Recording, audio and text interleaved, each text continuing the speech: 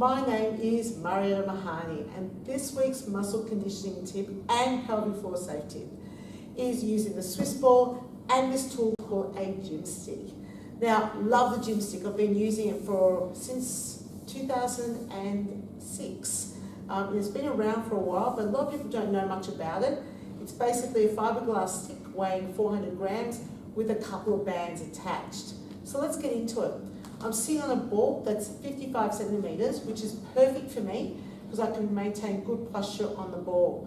But if you're a little bit taller, you might find that you slouch because the hips are lower than your knees.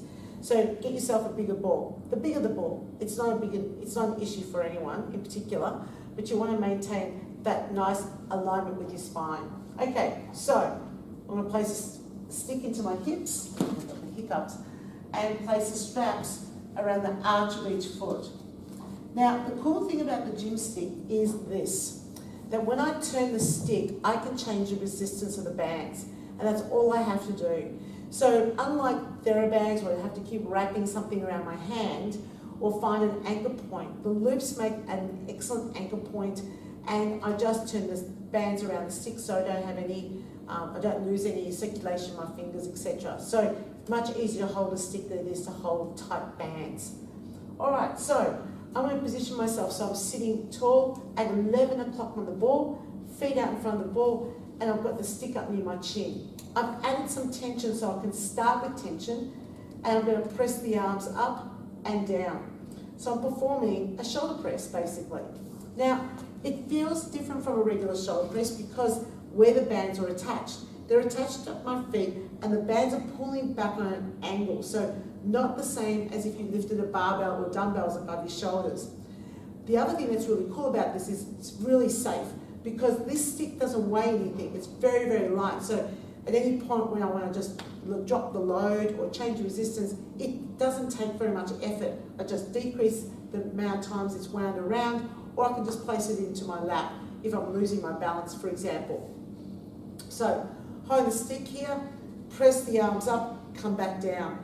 If you're a group exercise instructor and you're teaching any class with a Gymstick or a Swiss ball or both, it's a great little combination that will challenge your participants in ways that they're not used to.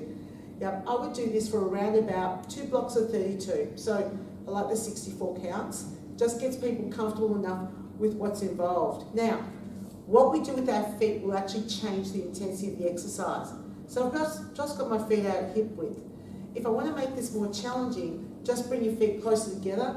As we do with most Swiss ball exercises, the closer your points of contact are, the more challenging this is. It's not considerably more challenging, it's just a little bit more challenging, yeah?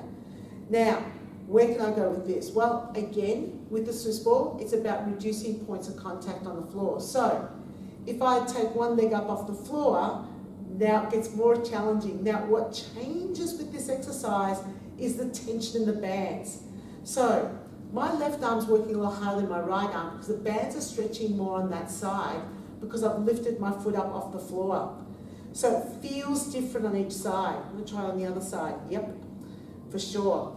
Definitely working harder on one side than the other. And that's what I really like about Gymstick is that I can change the emphasis of the exercise simply by moving my feet around because I'm attached to these bands. If I was doing it with a dumbbell, yeah, my stability would be challenged, but the load wouldn't be any different in my upper body. It's different when you're using a Gymstick. So I'd normally do about 8 repetitions on one leg and then change and do 8 repetitions on the other leg. Just watch that your clients don't start slouching or leaning back to perform this activity to make it a little bit easier. Gotta watch that technique, right? So, final activity that you can do is you lift the leg up, and as you do the shoulder press, you kick that leg forwards. Woo! Oh yeah, baby. This is challenging. So now I'm getting a quad workout at the same time as well as performing a shoulder press. And what I really love about this is it's pelvic floor safe. So I'm sitting on the board, it's protecting my pelvic floor. I've got resistance that I can manipulate. I'm getting a leg workout and an upper body workout at the same time. And then the whole time, I'm also activating my midsection muscles just gently to keep myself balanced on the Swiss ball. Fantastic. It's just got too many pluses to like not give this exercise a go.